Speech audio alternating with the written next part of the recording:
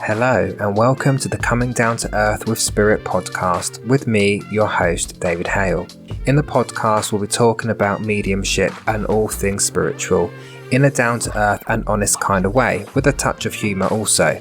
So I hope you can join me on my podcast journey so you can learn from my own spiritual journey and experiences with spirit in the aim to help you on your own spiritual journey, or it may just be to answer any of those questions that you have about the spiritual world. So join me now as we get into this episode. Hello everyone and welcome to another episode in the Spiritual Impact series. I hope you're all well and thank you for continuing to listen to the episodes. I hope you're enjoying them and I hope you're learning something from them as well.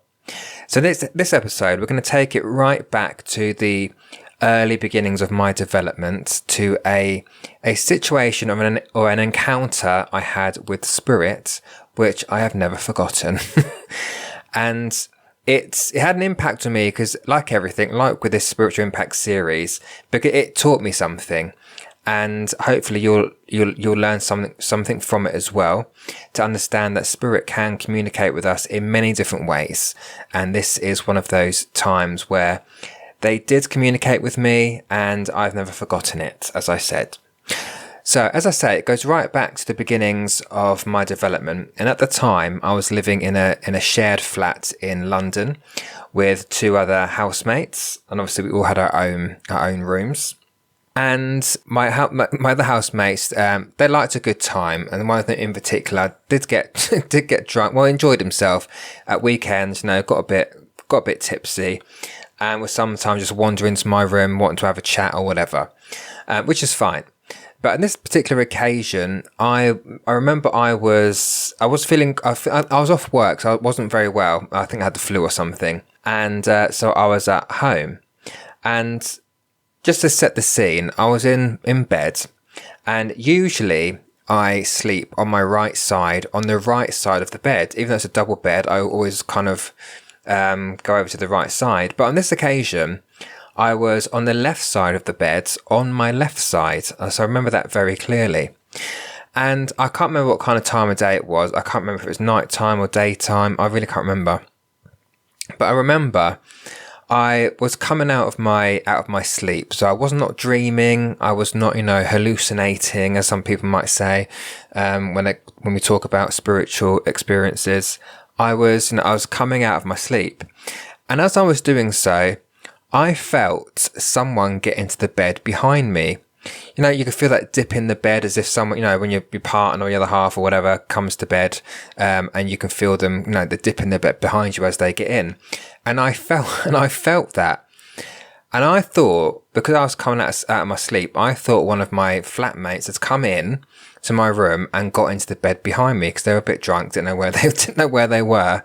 And then I got this sensation, I cannot explain it. It's like something had walked through me where I shuddered from head to toe. I can't really explain that. I can't really explain the sensation. It was really odd, but it was very strong. Like something had just, I don't know, kind of entered my energy field or something. And as it did that, I turned sharply to my right to basically tell my flatmate to get out of my bed. There was nobody there. There was no physical person in that bed behind me. And I shot up. And I said, and I did it, excuse the expletive here, but I shouted out, "Who the fuck is that?" Because I knew that, although I'd not been working with spirit long, I knew that was something different. That was obviously not a human that's come in to do that, because they were either, I can't remember if they were in the flat or they were actually asleep. I can't remember what time of day it was again, but there was no physical being that got into that bed behind me. But I felt that dip in the bed as if someone got into it, and then that shudder that went through me from head to toe. I shot up, I shouted out again, "Who the F is that?" Shot out of my bed. It was night time because I turned all the lights on. I got up, I had an ensuite at the time as well. So I got up out of bed, turned the bedroom light on, turned the bathroom light on. I paced the room for about 10 minutes to try and calm myself down because to be honest, I was a little bit freaked out by it because it was so real. I was not dreaming. I was coming out of my sleep, and I felt it. I felt it very strongly, to the point where I was a bit freaked out about it. So eventually, after 10 minutes, I got back into bed and I said to them out loud, I said, "Don't you ever do that to me again." And they haven't. And nothing like that has ever happened to me again. Now, why did that particular thing happen? All I can suggest, all I can think or feel is that, one, because I was in the early stages of my development and I was very inquisitive, that could just be a lesson that Spirit was teaching me, that Spirit can communicate with us in other ways than just through the mind, but they can communicate physically, they can show us signs, they can make us feel certain things. And because, I was opening up at that particular point, they knew that I was going to feel that. Now, although I was a little bit freaked out by it, it wasn't done to scare me, and that's never the intention for Spirit. Spirit's never going to come forward and scare us. But I think they knew that I was developing, and I was open to, receiving anything and anything at that particular point from Spirit. That's how they come through and show me at that particular time that they were with me. And also, I think that because I was also sick at the time as well, I just wasn't feeling great. I had the flu, was feeling like rubbish, utter rubbish. I also feel that they come in to give me that comfort, but because my mind couldn't really process what happened, I was a bit freaked out. It didn't really comfort me at the time because I was a bit not scared, but I was a bit freaked out by it. So I guess they were trying to comfort me, but it didn't quite turn out that way.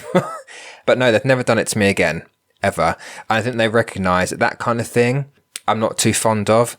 So for example, some people would love to see the loved one just appear in front of them, but I'm really sorry, I do not want my dead relative stood at the end of my bed at 2:00 in the morning and wake me up. I really don't want that to happen, because that for me is a little bit freaky.